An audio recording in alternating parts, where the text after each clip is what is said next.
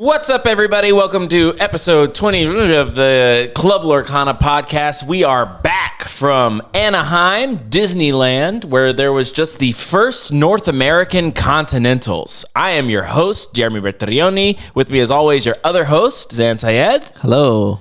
And why don't you go ahead and introduce yourself? My name is Nathan Tripp. This is Nathan Tripp. He is the winner of LCQ, pod number 1. That means that he is, in fact, a nationals competitor. He is also a member of the Lost Boys, what we affectionately call ourselves. We're sort of basically Zan's testing group, but not related to Zan. We're just a bunch of guys that like to have fun, play cards in Atlanta. Big news from Continentals. Zan, you top 4'd. I did. I got 3rd, which was absolutely incredible. Yeah, I mean, I'm happy that it happened again. And then you top 4'd, you won quite a bit of hardware. You got the trophy for Vegas. Mm-hmm. Nice little ink lore symbol. Yep. Yeah. So they had an award ceremony on Friday. They heard us and they were like, yeah, we got to get all those people who won those DLCs some trophies. Zan also won Golden Mickey number 86 out of 500, a foil Baymax promo, a foil Cusco promo, a foil Elsa's Ice Palace, and a set of Baymax sleeves. I didn't get the sleeves. I need those. Wait, you didn't get the sleeves? I'm supposed to get the sleeves, but they weren't a part of my prizes. So we got to go, send some emails to PPG and figure it out. Not to mention... invited to the ball? Not to mention he got an invited to the ball. I was just about to finish up with that. Where do we even want to begin? We like to start off top with a metagame analysis. That's the reason people listen to us. Set Champs is coming up, so we can finally say, Sam, what'd you play in Nationals? I played Green Steel. I played a 20 uninkable aggro-ish version of Green Steel. I wanted to thank Lorcana Bro, a.k.a. Aaron Rubin from... What's our team called again? Labyrinth, yes. I definitely could not have built this without him. With the wedding and everything going on, there was a moment where we realized that this was the deck. He then had to focus on work after my wedding and handed me the baton, and I felt like I was able to take it to the finish line, and like that type of tag team situation really helped me out, and I definitely couldn't have done it without him. So I usually do a metagame analysis. Of course, the top 16 decks from the Nationals are in. So I think that the way we can structure this episode is we'll do a little bit of metagame analysis. We'll get a tournament report from Nathan, since his will be short. He can talk about the LCQs. He played blue-red to qualify, by the way. Mm-hmm. And then we can do a tournament report from Zan, and then we'll just keep talking with the rest of the podcast. Sound good? Sounds great. Sounds great. So what were the top decks coming out of Nationals? The top decks? All right. What Blurple? Blurple. 2 copies. 2 copies of Blurple in the top 16. 2 copies of Purple Steel. 2 copies of Purple Steel. Hey, I was championing that for a long time. I ended up playing Purple Steel in the LCQs. I did get a ticket. I died first round. I don't want to talk about it.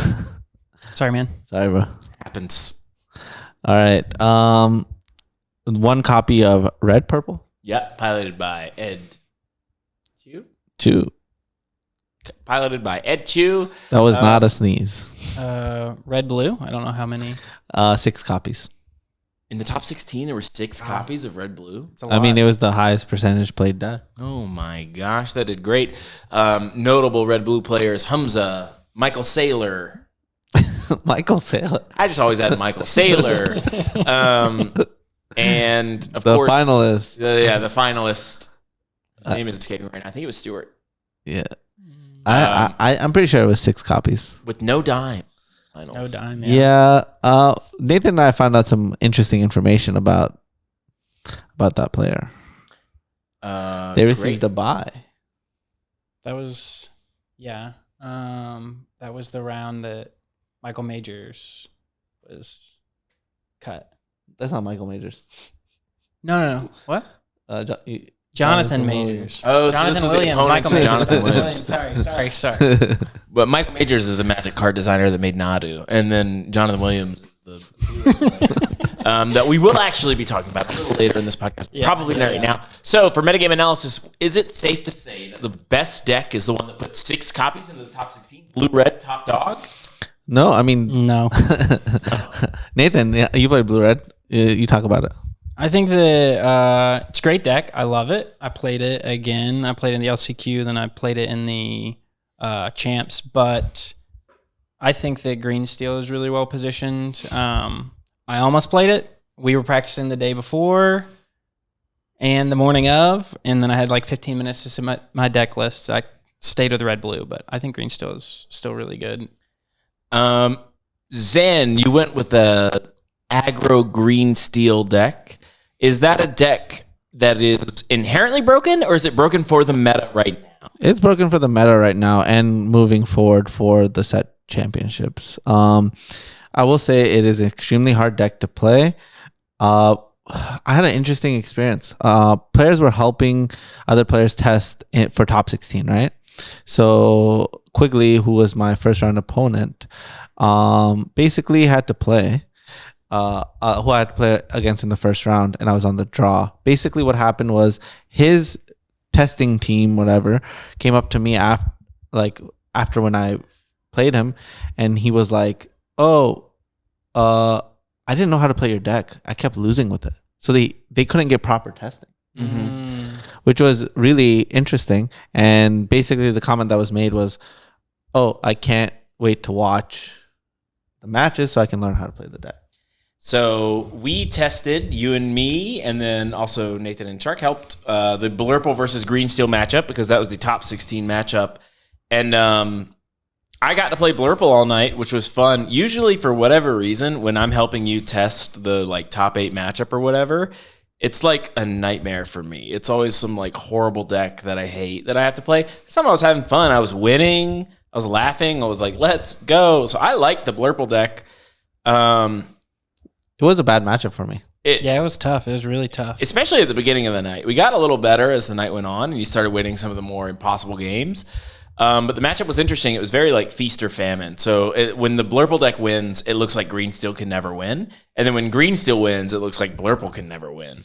So there's a lot of back and forth, or not a lot of back and forth in the games. They're actually pretty avalanche-y.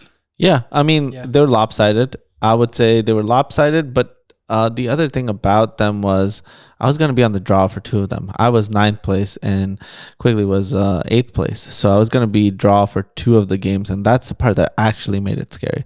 But if it was an actual coin flip to see who goes first, then I think that I would feel more like I can win this match easily, So going into set championships, you still think Green Steel is an amazing choice? I think Green Steel is an amazing choice as long as you play it to a certain degree. There's a lot of decks, and there's a decent chunk of decks in Lorcana. As long as you can play the deck to a certain percentage, you're going to be just fine. Sure. Green Steel, I have to say, you got to be playing it to 80, 90, 100%. The reason why it has to be so high is because you can make an average play and lose the game. Yeah, it is tough. I decided not to play it because I couldn't win against you on the morning of, and I was like, but I played a lot of Green Steel, but it's still the version of it, high uninkable count. It's very punishing compared to other decks. Also, just memorizing someone's hand, by default, you have to have memorization skills of a certain degree, right? For sure. For those of you wondering how I did this weekend, I had a revelation in my Lorcana play. I had a big epiphany, and I'm comfortable call-shotting a win of a DLC for this next season. Yeah. Do you want to talk Absolutely. about it? I don't know if I want to talk about it because I'm a little embarrassed that it took me so long, but maybe it's helpful. I used to play Magic the Gathering a lot, and in Magic the Gathering, there are 2 axes that a creature has. It has power and toughness, basically, and that's it. And I'm really good at attack block in Magic the Gathering. I just always make good attacks and sometimes make good chump attacks, which isn't a thing in Lorcana, or kind of is. Anyway, I'm really good at attack blocks in Magic the Gathering. The skill set mostly translates over, but what my flaw was in my game is there's a Z-axis in Lorcana, which is how much they quest for. And I found that a lot of times, even if I had bigger characters with more lore that they quested for, I would lose games. How is this possible? I always took the trades. So if I had a 3-3 and they had a tapped 1-1, nothing else matters. I take that trade. And it's just like not the way to play Lorcana. I had this revelation in a pack rush. I was playing against Nicola, a French citizen, and his friend was right next to me. And we play the pack rush. My guys are bigger. They quest for more, and I still lose, like always in Lorcana. And his French friend leans in. He's like, you just quest, you win. And I thought about it, and if like every time I killed a guy I just quested, I would have won the game easily. And I was like, oh. So I just like wasn't playing with the Z-axis the right way. And a bit of it was a little stubborn for me. I was like, what do you mean? Card advantage, get good trades, kill their little guys. Your guys is still on board. You'll win the game eventually. Just like not really how Lorcana works. And since I had that revelation, I've been playing a lot on the digital client, and I've just been crushing. And I'm calling a DLC win for this season. Well, sweet. I have one of those. You want to have one of these? Yeah. I'm gonna have one of those. Zan got his trophy. I'm just like not shy about it either. I'm like totally feel like it's I mean, happen. I want you to get 100%. An epiphany moment. An epiphany moment for me. What else for the metagame? We're almost done with the metagame, and then we'll move on to your tournament report. We have blue-red, which you've said is like not the best choice. You think it has a bad matchup into green, steel, and red, purple? Well, we got to talk about the metagame in terms of what, right? We're talking about metagame in terms of set championships, right? Okay. So your local meta. So blue-red is still going to be a great choice for your set championships as opposed to NA, NA championships, continentals, right? The difference is what we're trying to do here is figure out what your metagame in your local shop is. So try to figure out what that is. If it's red, blue all over the place, a great option there is play Ed's deck. But if it's not a bunch of red, blue, you probably shouldn't play Ed's deck, which is red, purple with a bunch of Lady Tremaines, right? Here's something else I'll say. If your metagame at your local store is mostly Ed's deck, you should just be playing a regular version of red, purple because you'll crush it every time. That will help, yep. Or you could play green, steel and also crush it. Great. So what is the metagame moving forward? It's still going to be blue-red. It's going to be red-purple. It's going to be green-steel, and then everything else sprinkled on top. And I don't think that like Amber Steel really didn't have a good performance. It hasn't had a good performance in quite some time. Like the last one was CCS, and that was like a metagame switch, which people have kind of figured out, right? Like Amber Steel, Diggity Hole or whatever. Yep. That version of the deck has been adapted to. The format's just moving too quickly.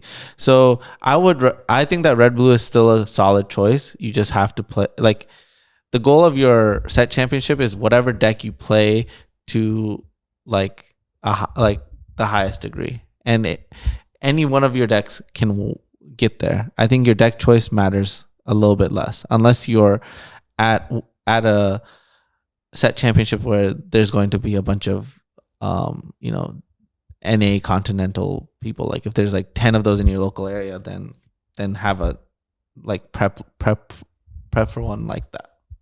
And if nobody in your room is playing green purple, you should play blurple. That deck has a really good shot against everything except for green purple, which it will never defeat in one game. Blurple's great. It's a lot of fun. Blurple's a lot of fun. All right, so are we about done with the metagame? Yeah, I feel good about it. You want to add something? Let's do Nathan's tournament report. Yours is a little shorter. I mostly want to talk with you about the LCQs, how they went, talk about your process, how you decided what to play, and then how it went for you. Yeah. So the LCQ was like my last chance. Obviously, it's the last chance qualifier. I've been to quite a few DLCs. Got to let it go in Atlanta. I was one game off in Dallas from day 2. Didn't lose in Seattle, which was weird, 108. And then Vegas was red, blue mirror all day. Hell. So that wasn't fun.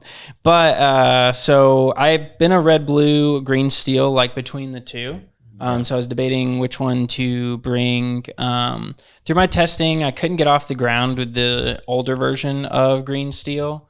Tried a little bit of purple steel, did decently well with it. But I ultimately landed on red blue. I love the deck. I like the play style. Sail is just so good in increasing the consistency of that turn 2 ramp, which I feel like is really, really important. So that's kind of how I like arrived there. Practiced with the Ryan really helped me kind of make that decision. Honestly, the most nervous I've ever been for any event ever. I'm not an emotional person, but I was sick to my stomach. Oh my gosh. Which is kind of interesting. I think it was because I built up the whole year and I was like, this truly is like you lose one set and you're done. Well, I lost my first game. Nice. So I was like, oh no. And it wasn't even close. Like, shout out to my first round opponent. He was great, super nice. He was on Amber Steel Song, Whole New World, kind of the more classic version, and he just walked away with game 1. And so, like, I really had to rally for game 2 and 3. Game 2 was close, back and forth. I'm able to, and then the next game he mulligans and draws like 4, I think, let the Storm Rage on, and so his hand was pretty bricked. And so the third game wasn't very close. So, okay, I win the first one. I was sad to see that you got out, which was tough because I know that you really wanted to get in, and you getting into the lottery was really cool. And then my next round, I think it goes red, purple, Steel Fossa with a little bit of song, and then the mirror for the final. Steel Fossa's got to be pretty easy for you as red blue, right? Wouldn't you say? We still went to game 3. I felt good into that matchup, generally speaking. Same thing with any kind of like amber deck. I feel like red blue kind of generally has a really favored matchup into that. And then did I hear you right that you beat red purple twice? Yes. Now that's supposed to be a death knell. So do you have some sort of secret sauce you can tell our viewers for that matchup? If you're blue-red and you're up against red-purple, what's Nathan's hot tip? The hot tip is when they're not running locations, it's really not as difficult as of a matchup, and Sail also has helped a lot in that matchup. Thinking towards like winning 5 in a row at Charlie's, I think it was in August. I've only done it once. I won 5 in a row. Then I faced red purple into red purple. It was Kindle into I think Luca. And I got 2-0 sweeped both times. So this was very different. I think the set 5 into set 6, that red blue is way better into that matchup. And they've also, red purple has made decisions to be better in other matchups that they kind of are giving up that easier matchup into this set. Genie's one of those decisions. Yeah, which is really interesting that Ed decided not to do that. Yeah. No Genie and just keep with the rabbit. Which I think was really smart for this tournament. I will say, I did watch some of your matches. Your opponents did not go Flynn Rider into Sisu. I think that only happened one game of the whatever 6 it was. Because I still went to none of my games I 2-0'd, which is relevant towards when we're thinking towards the next day. The only game I 2-0'd was the mirror match. And that came down to... in the finals. Yeah. The mirror match in the finals I was so nervous about, but ultimately it came down to I just drew so much more than he did, and it wasn't very close. And then he hideaways both games, Maui's hook, and I play a dime right afterward. And so... my first round I think was actually the hardest and the most nerve-wracking, and then it kind of went from there. Now this is interesting. You played Maui Fishhook for the LCQ. You told me, I asked you what it was for, and you said in the mirror they hide it away so that I can play my dime. It's like a fake thing that's inkable. And I was like, really? And you were like, I don't know. And I saw it happen every time that somebody hid away your Maui's Fishhook, and the next turn you slammed a dime. 100% of the time. Are you dumb? Is that insane? No, the opponent just got tired. They were like, Tip threat or I kill things, you know. Okay, no, so both. I'm gonna tell you what happened. Both players' boards are empty.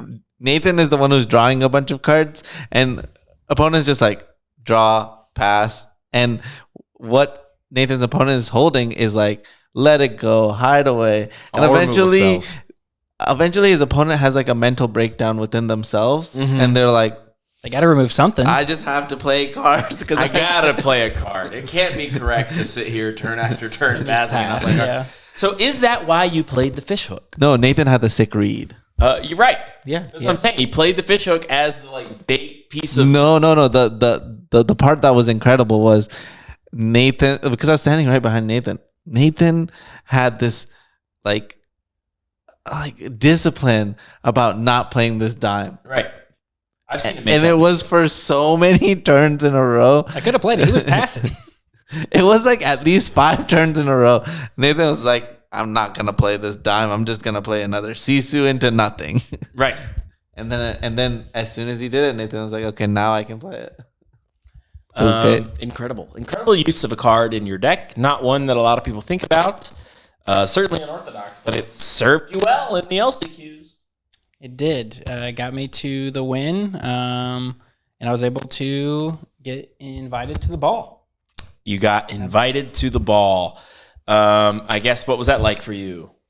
Honestly, it was kind of like hard to process because I've been playing all year to try to make day 2, to then still have to, you make day 2, well, you have all those rounds. You still have to win, what is it, 2 rounds? In day 2 for a DLC to make it to NA. You need to win Top 64 into top 32 into top 16. It needs to be top 16. So is that 2 rounds? Yeah, because I won 1 round against RMB in lost Dallas, and then I lost to Ed. Yeah, so it's very different, right? That's 9 round. That's 9, or is that, no, it's 11 games you played versus this is just 5 do or die. But they are best of 3. So But they were best of 3, which I do feel better into best of 3. Like, right, there's like the equity can, if it was best of 2, I lost my first game. Yeah.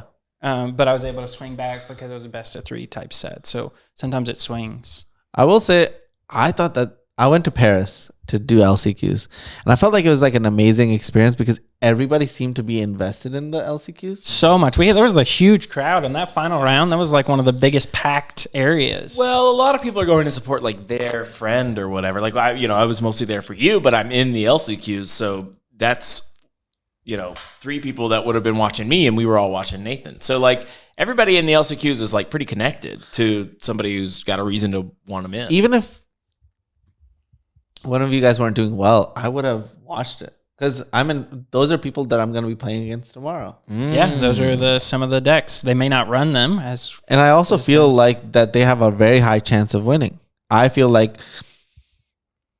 it might be a little biased for me to say this. I feel like if Quigley didn't run into me, Quigley was sitting right next to you and also got qualified through LCQs, and then made it all the way to top 16, 1 away from Worlds, and we had to play. I felt bad about that, but you got to earn it. You got to beat me. Got to beat Zan to get to Worlds. But yeah, it was awesome to see him go that far. Like I think the LCQs were a great thing for them to do, to give everybody a shot, that like last chance. And it's also the stakes were so high, and the energy in the room was great. I think overall, no complaints about them. If I'm not qualified, I would go play in LCQs, 100%. I think it's such a great experience. Like, what's your take as a winner? I've like sat at the wrong table and not really had the full experience, but yeah. As a winner, I think that for me, like in my like short Lorcana career, it's a highlight, right? Is to be able to, I had pressure. I was nervous the whole time, but then now this is the first time, quote unquote, I'm winning this small tournament to try to get into this really big national level event. People are watching, stakes are here.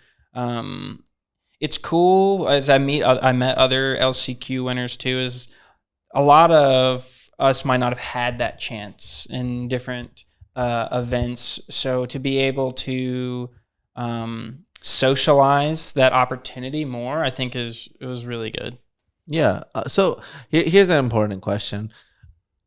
Do you think that there is a metagame difference between an LCQ and the main event? For potentially what you bring, but at least within my pod right here, it was 2 mirror matches of red blue right at the very top, which obviously was represented very high the next day as well. But what you bring might not be as viable in the 2-game format versus 3-game format, which is really important. You could even argue that even the quirky decks that you'll see in an LCQ have representation at the Nationals, right? Because you had Blurple was a big, well-represented deck in the field of Nationals. At the LCQ on Friday, people were like, there's a lot of Blurple in the room. That's weird. That's random. But it ended up translating to Nationals. So it looked like a pretty good representation of the Nationals metagame, I would say. What do you call it? The main deck? Like the main event? The LCQ metagame looked like a good representation of the Nationals metagame. Yeah. Okay. I could see that. I agree. Just based on that, there was a ton of red blue, there was a lot of red purple, and then there were also like some fringe decks. The big exception would be your green steel deck, which was 0 at the LCQs. So the variable is actually not the decks. I think it's actually the play skill of the players. Right. And I'm talking about the metagame. Yeah, but I think that affects the deck choice. Yeah, you were talking about earlier that green steel is especially the current version is a very tough pilot. Different decks can be represented based on skill levels and approachability. So when I went to Paris, I played 2 LCQs because they had 2 LCQs, right? The first one I played green steel, second one I played blue red. Mm-hmm. What I realized when I was playing blue red, I played against the blue red mirror. And when I was playing the blue red mirror, I was like, wow, the gap between me and this person is way crazy. Like, I didn't realize we had such a gap, but maybe that gap doesn't exist if there's a possibility I would have to play against Sailor or Din, right? But neither of those players can possibly play in that tournament. So basically what I'm saying is I think that there are 2 metagames. And I think that my plan for Paris was I was going to try to win the second LCQ with blue red. And I was 2-0, played against another fake opponent. Tragic. And then, I'm not even dropping a game. I look at my pod. It's just like all Amber Steel songs left. Yep. I'm like, all right, this is going to be cake. And if there's any blue-red players left, I feel so confident about the mirror. And the red-purple players are not doing what they need to do to close the gap that they have if they're not hardcore mulliganing for Flynn Sisu. So I actually think that LCQ is one meta, and I think that main event is one meta. I don't think that, like, if I believe that they were the same meta, then I would have just handed all of you guys the green steel deck and said, like, no one ask any questions, just play this, you'll get in. But I really think it's a different meta. Like, what's good against the best players, you kind of got to be tricky. So, like, a good way to look at this is like chess, and like a way you would look at chess. So top players in chess nowadays, they're trying to find lines that have never been recorded in history, because the other person couldn't have memorized all the lines to something that's a move that's never been played. So a board position that's never been played. So a good way to gain an edge against a field like that is having a deck like that. So I'm playing against one of my opponents, and I look at their hand on turn 1 because I play Diablo, and I'm playing against red purple, and this was someone from Ed's crew, so a good player. I look at their hand, and they have a Sisu in their hand, 3-drop Sisu, and I'm like, I think I'm gonna lose. And then they inked the Sisu on turn 3, and you were like, oh, good. Oh wow. And I'm like, what? That Sisu would have countered all my Calhouns. And I would have just lost. But since they had 0 practice playing against it, afterwards I told them, hey, why did you ink the Sisu? Because I never played against your deck. And I was like, light bulb, like, this is way more of an advantage than I even thought it was. Yeah. And so, but now if you're playing against a player who's not playing at the highest level, what's going to happen is oftentimes they're just trying to do everything perfect on their side. They're not even thinking about what you're doing. And what that creates is like they'll just beat your deck on accident. And so you rather just be playing a much more powerful strategy and just be playing it better than them. Because inherently, like blue-red is inherently like the most powerful deck. Yeah, it ramps and kills things and draws cards. And it rats the board easily and so quickly in so many different ways. It plays a giant dragon. Has got a couple giant dragons actually. I know. Yeah, lots of dragons in that deck. We should just call it blue-red dragons. Well, there's Isn't there an item that kills dragons? Yes. I played that in the DLC for the mirror. Yeah, and how was I it? played blue-red. It would have been good if I ever drew it in the mirror. Mm-hmm. Whatever. It just let you kill their dragons without your own dragon, so that your dragons could only kill Tamatoas. So your dragons had Tamatoa's name on it, and then your Fang crossbow could kill their Sisu or their dragon, because you get in a spot where like you guys both have a dime and you have to kill any threat, and they just hold their Tamatoa last and you lose. But now you can save a dragon for Tamatoa. And then Tamatoa can take your item back. That's correct. Tamatoa can now enter the battlefield to kill a dragon. Yeah. Incredible card in the mirror. How many ink did that take? It's 3. Hardly any. Don't even worry about It costs 3 to activate? No, it costs it's 3 just to play and then free to activate. Okay, so it's 11. Yeah, It's it'd an be 11 with That's Tamatoa. not the worst. It's not the worst in that deck. That's how I feel, especially if you like are lucky enough to have. In my mind, I'm like, I would definitely play that if it also dealt with crabs. if it's a destroy target dragon or crab, Yeah. that would be a weird card. Or if Tamatoa was a dragon. But it can That kill would make more Tamatoa because it's it does the -2, which makes your Medusas online as well. It's a Fang crossbow. Yeah. It is Fang. Well, we're talking about Fang crossbow. Yeah. I forgot about the -2 part. So that was Nathan's tournament report at the LCQs. Zan, I think it's time for you to give yours. I mean, what was the tournament like? How was it to play? I mean, talk about it. How was it to play? Round 1, I played against Blue Red. Very nice guy named Jay. He was he was super cool. Like, just really happy to play against me. We had really close games. I won game 1, and then did I win the die roll? I don't even know if I won the die roll. I feel like I was on the draw and I won, and then I lost on the play. And that felt kind of bad, like a missed opportunity. But my hand was really bad, like really freaking bad. And then he shifted Sisu and just destroyed me. But yeah. And then, what was the atmosphere like? Was it very tense? Was this 128 people just laughing and joking? God, Nathan and I walked in and I could feel the tension. Very. It's super intense. They had breakfast, but I wanted to be on like a carb light meal, so I was just only eating fruits. Yeah, they had a very nice spread. Eat a banana, relax. I took his advice, no carbs. I would have gone to town on the breakfast. I would have had pancakes and toast and bacon. They had a lot of that stuff. Oh, yeah. It was Had S coffee. class. Yeah. Yeah. You had coffee? Yeah, I had coffee. Did I have coffee? I don't think I so. don't remember. But anyway. Was the breakfast what made the tense atmosphere?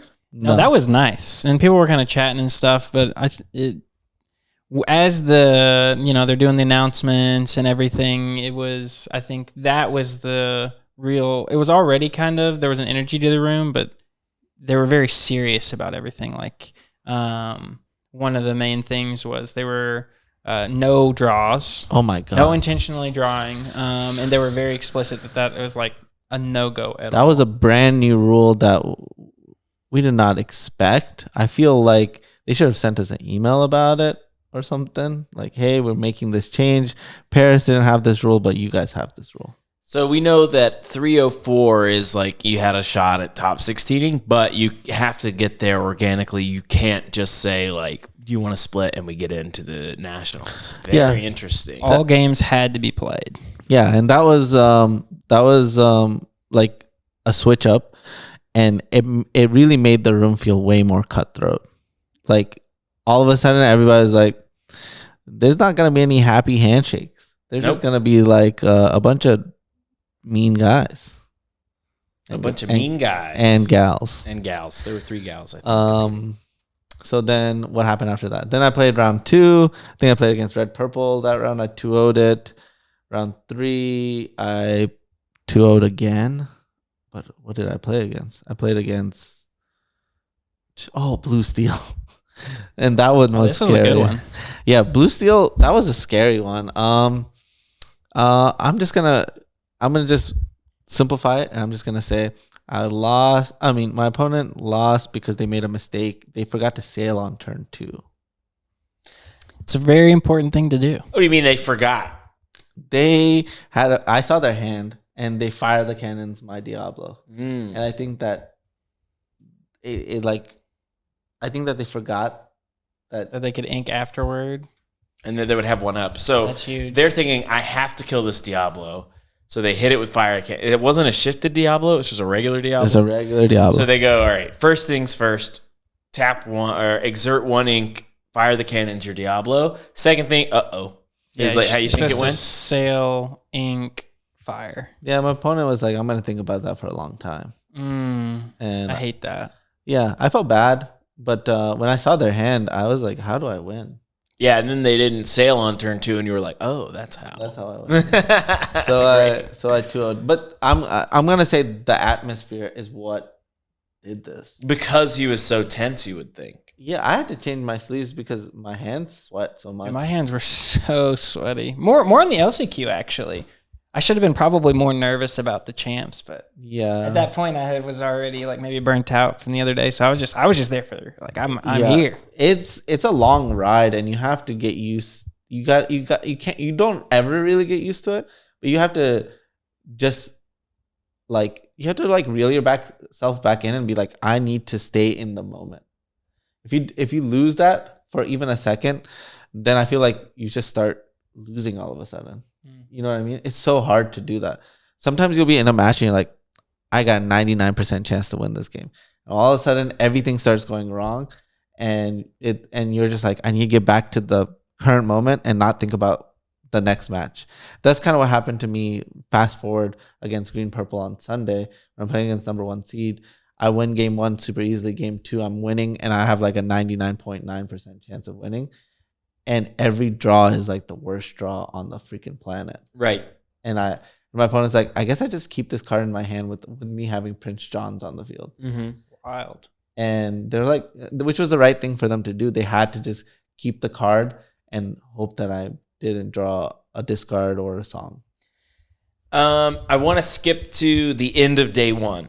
Yeah. So I'm just going to say I had a pretty easy path to get my 3 wins. Great. It wasn't my deck was just I feel like on another planet. I mean, if you did everything right leading into a tournament, that's what should happen, right? Your deck did what it was supposed to do, and you cleaned up on the way to your 9th place seed. Yeah. So I finished up at 9th seed, top of the 305s. To the 304s. 304s. So yeah, I felt great. Okay, we can skip day 1 now. So it's day 1 night. You're staying in Disneyland Hotel. We are staying at Disneyland Hotel. Very cool, by the way. Yeah, super cool. Right nice. next to the event venue, which I know you like. Yep. Right next to Downtown Disney, which you know I like. I love Downtown Disney. Yeah, but I like it. We all love it. We test, you and me and Nathan and Shark get involved, and we test. Yeah, so basically what happens is we get to the hotel, we find out our deck list. And so I'm like, Jeremy, Shark, Nathan, can you guys like build this deck and start playing it? And so I'm laying down on the couch with my laptop, and I'm playing against Lorcana Bro on online, and and I look over and they're playing the matchup right next to me. So I just wanted to absorb as much as I possibly can at the same time. So they're playing against each other. Jeremy's just kicking butt, and then Nathan steps in. He starts winning with green steel, but then Jeremy swings it back with blurple. I'm sitting there. I'm losing. Then I'm winning, and then I'm like, basically we ended up playing 7 games total, most of them on the draw, and I finished 1 game on top with green steel, but it felt like I needed to have very specific draws. And so my plan was, if I shift Diablo seemed really important, but in my mind I was like, I can't rely on that. I need to come up with a secondary plan. And so my secondary plan was the Curse Merfolk plan, which is Curse Merfolk into Calhoun into Prince John. Yep. And so that plan actually won me game 3. So I'm going to talk about that real quick. So I'm playing against Quigley, playing Blurple. This is not a good matchup, especially when I'm on the draw. And when they have all the Elsas and the ramp. We're playing against each other, and basically there were 2 key moments. Number 1 key moment is I lost game 1. We're in game 2. I used my pen trick, and I put my pen on my life pad. My opponent then quested with Diablo. I then used the Calhoun to take out the Diablo, gained 2 lore, and they drew the card, which allowed me to hypnotize that card away, which meant I don't remember if I had 2 Prince Johns or 1 Prince John. I had at least 1 Prince John, so I got to draw 2 cards. Wow. And that was the end of game 2. That moment meant the game was over. The pick up the pen trick claims another victim. I do this now. When I'm like, I grab it. Do you want a quest? Okay. You're not supposed to say, do you want a quest? I don't say that out loud. Do you want a quest with your It's the guy? implication. Yeah. The most powerful thing about the trick is sometimes you don't want them to. But then they start believing that you want Want them to. So you can use the opposite. So there's no real answer to it. You just have to really know what you are really supposed to do in the moment. And that's the part that don't think anything about the pen. Right. The advice is if your opponent picks up a pen, tell him to put it down. You're still thinking about it. Put the pen down. Put the pen down. I haven't quested yet. All right, so then we go to game 3. Game 3, this is the critical moment, right? This is where the testing would come into play. And this is where my opponent needs to be thinking about, what is Zan thinking about in his testing? Right. And I think that my opponent is thinking that they are favored, and all they got to do is ramp and Elsa, and I'd lose. That's what I think that they've thought. So I'm thinking, okay, how do I counter that? Yep. So I play the Cursed Merfolk. I play the Calhoun on 2. I don't quest immediately. I go Prince John on 3. Then I quest with the Merfolk. And now they have the hardest decision. Because it gives you a card. Yes. And they have to lose a card. So I basically created my own Hypnotize. This is a common thing. This was a thing that was more prevalent in set 3. Yep. But it's a thing, and it's good. That's really good. And we learned how to do it testing the night before. Keep that in mind, folks. Don't ever skip out. And it's also backed up by the Calhoun sitting there to take out and gain lore right afterwards. So what I'm thinking is, did my opponent think hard enough about what they would do in this spot? And when I saw my opponent, he did not think about what he was supposed to do. And he said, quest with my own stuff, pass, or don't do anything. I don't remember which one it was, but it wasn't the right answer, which was get that thing off the board before I play another Prince John. Whoa! Huge, yeah. And so I played the other Prince John after that, and that's when the game really started to crumble, because that's the question that was the most important question that they should have asked the night before. Yeah, what is the worst thing that he could play if I don't kill this? Exactly. So then their plan is what? They have 2 options. They have discard a card and let Zan draw 2 cards. Or race. Or ink out my whole hand. Oh, get rid of the hand. And they decided to TPO and get rid of the rest of their hand. And then get rid of my Cursed Merfolk. That feels like a good plan. But now you have no hand. But I have a giant hand already. Yeah. And so the game was over. Fantastic, Zan. That's awesome. That is a good way to use your tech and understanding. I mean, that's why you're one of the best. Maybe the best is because you got to that point in testing. You like. So that was the whole plan in testing. Is like, if I don't get Diablo every single time, which you cannot expect your deck to do, how am I going to make my deck? Like, if I get these set of cards, could I make it work? And the answer was yes, only because I thought about what my opponent was going to think about. And if I thought that my opponent was going to play 100% perfectly in that spot, I would not have been confident about those lines. Mm-hmm. And sometimes you just have to, like, you try to make a bunch of really tough 50-50 decisions. And if you can make that 50-50 decision go in a certain direction, it ends up being like amazing. Like, it ends up like creating pathways that you could win an unwinnable situation. Right. And you're putting it to your opponent. If they make the mistake, it's super punishing, and green steel is like super good at that. And you nailed it. You nailed it. Because you know what a problem really great players have?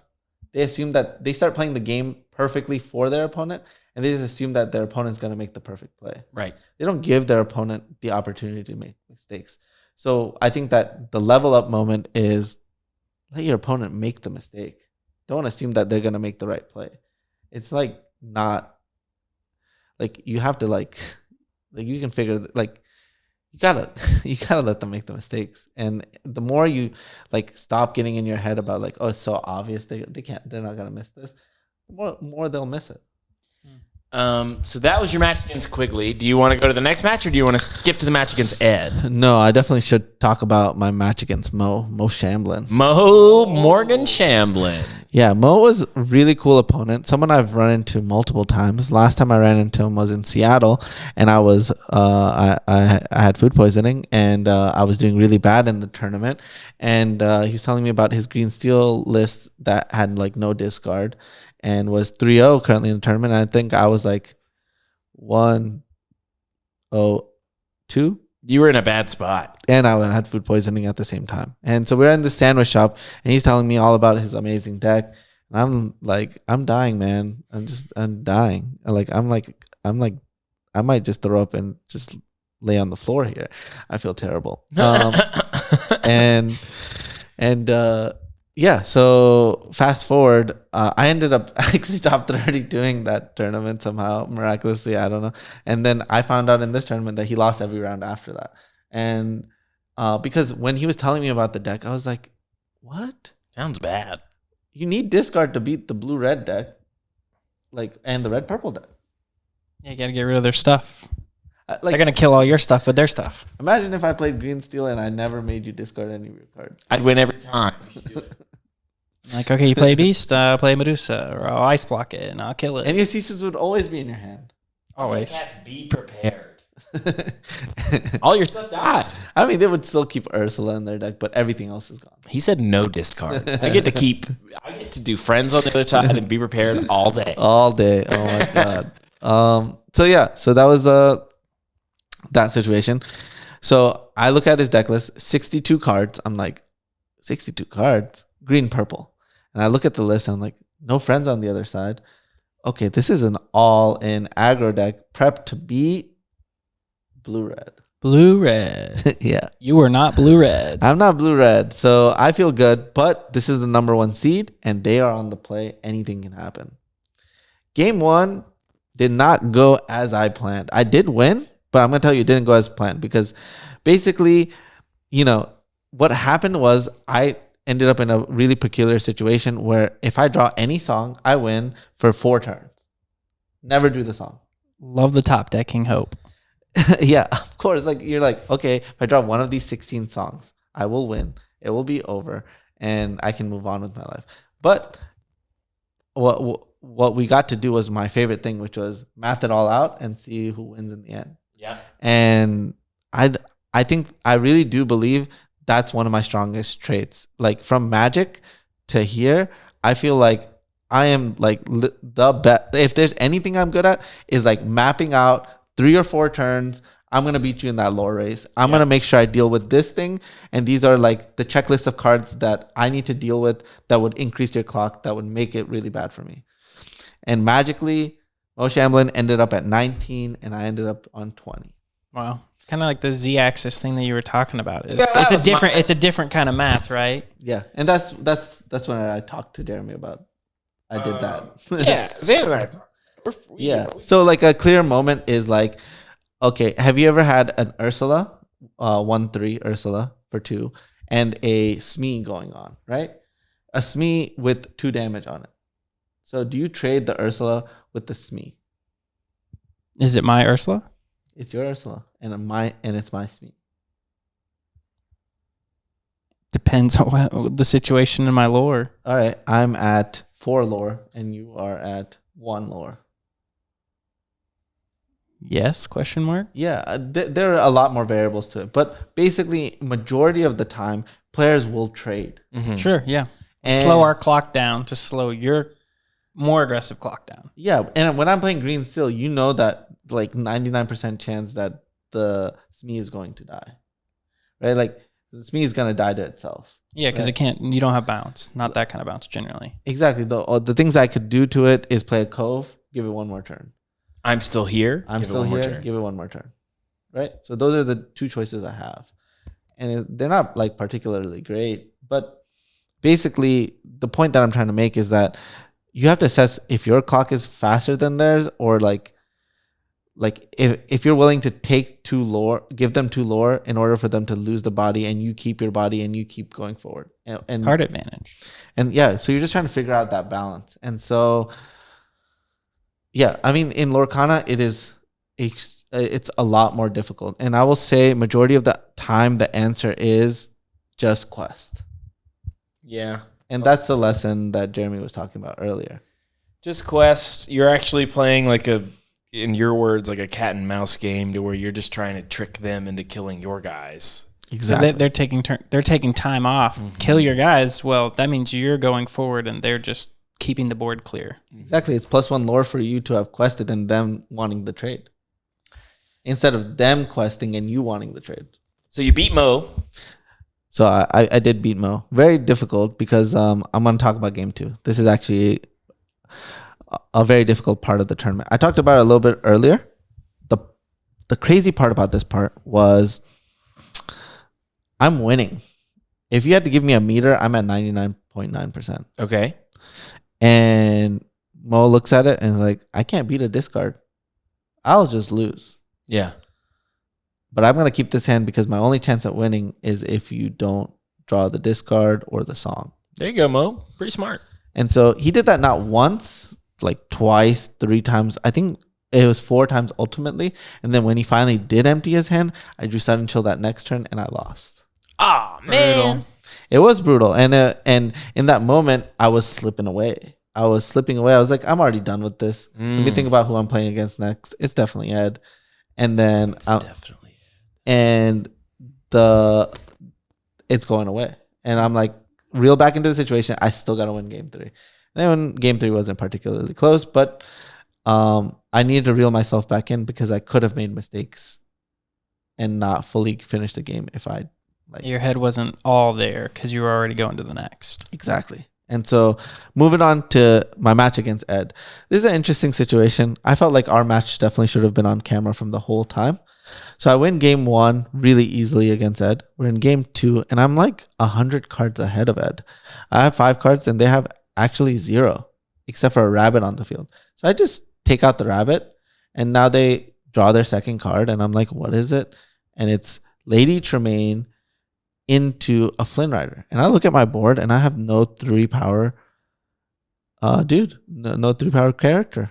And I'm like, okay, they're gonna gain 3. That means they're 14, they go to 17, and then they can quest and go exactly to 20.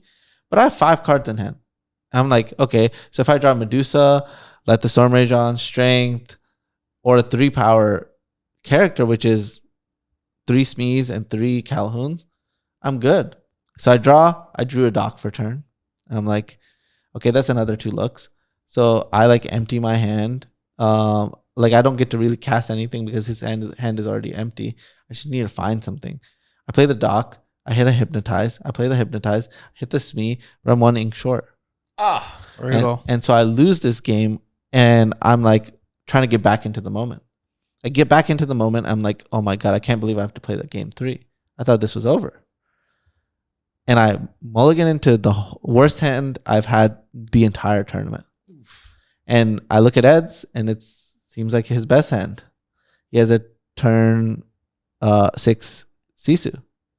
Shift Sisu, and I can't even deal with it. My hand is like, it's like bad, but sometimes a lot of your bad hands have strengths in them. Yeah. And you can like find a way out of it, out of their bad situation.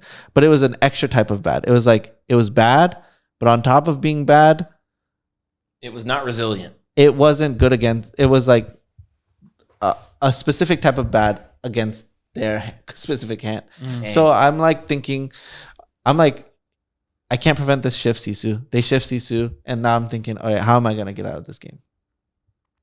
I'm like, I'm going to play the aggressive game. I can still win this. Okay. Ed just has to continue to make mistakes. And thank God Ed was continuing not to deal with my stuff.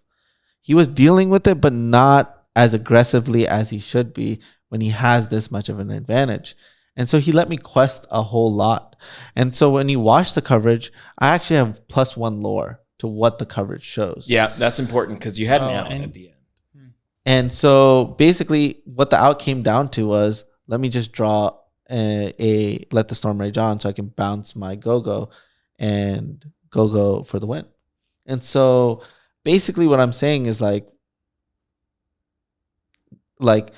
this was a game that I should have had 0% chance. And I was given a chance. And yeah, so I just felt bad about losing like I don't even know what the chances of that other situation were. That I have 5 cards in hand, he has 0, and then we end up in this spot. The Flynn to get lore that late in the game is wild. It was insane. I like legit couldn't believe it. But How did none of your guys have 3? Pete was another out. Yeah, so you had like 7. Well, depending 10. on what you Calhoun, Smee, Pete's, Strength of a Raging Fire, Storm. Just let the storm there are rage a on. lot of outs, and you saw Muses. Muses with a song because you said you had 7 I shield. I said until, yeah. Okay, I have yeah, 5 But cards. no card, but still bounce. Everyone relax. Muses was an out too. So yeah, so that's that's basically what I'm saying. It goes that way sometimes, I guess. But you got to hand it to Ed. He's a class act. Ed and I are great friends. I will say one small thing. He posted and he said that he 2-0'd me. His like spread of playing everybody. Oh, but It was revert. It was you won 2-1. game 1. I won game 1. And I also told him, you get this one, but I got Worlds. So, Hey. yeah, he can have this one. Sure. The The trophy's only a little bit bigger than this one. The World's one we're wanting to be a gauntlet. yes, can we please get like a Stanley Cup? It's actually a gantlet. Actually, I think it's called a goblet. I'll take a Not goblet. Thanos' hand. Yeah, we Goblet of want it to Fire. be the gauntlet of Infinity Stones. The Infinity Gauntlet. It's Disney. It is Disney. It's Disney. You guys all said that. Snap that one off. And so that was the tournament. I love that. After that, there was an That was good. award ceremony. You got awarded with your... Yes. Yeah. Basically, the way that we both felt, well, at least I felt, was whichever one makes it to the finals wins. The other side of the bracket was very interesting. But yeah. Great. Well, those are the tournament reports. We Mickey number 3. Mickey number 3, number 86 actually. Yep. So you got what all Mickeys? You got 126. Which ones? I sold the 128 one, I think. I don't remember what number it was. 124. I think it was 128. Yeah, I sold that one. And then I have number 14. Yeah. And I have number 86. Oh, and what's 14 plus 86? 100. Oh. Oh, and makes you think. D100 last year. Oh my God, dude. Conspiracy. Yeah. It's all coming together now. But yeah. All right. I mean, we're way at time. We had some other stuff we wanted to talk about. We might push it to next week. Yeah, we're going to cover it next week. Okay, we'll cover it next week. That sounds good. So definitely stay tuned. Good luck in your set championships. And yeah, let's just do sign-offs now. Yeah. Nathan, where can they find you on social media? Nathan Tripp. It's 2 P's and an E on Twitter. Nice. I think He I is made on my Twitter. first post ever. Hey, congrats. It'll be in the description. And then you can find me on my Twitter, on my Blue Sky, and you can find my stand-up comedy stuff on Instagram. Thanks so much, everybody that came up to me during the tournament. I had no less than 10 people say my Seinfeld bit was hilarious. I loved it. You want to sign off as Seinfeld? No. I'm busy. Yeah, and then Zam, where can they find you? You're already here. Thanks for watching. All right, bye. Bye.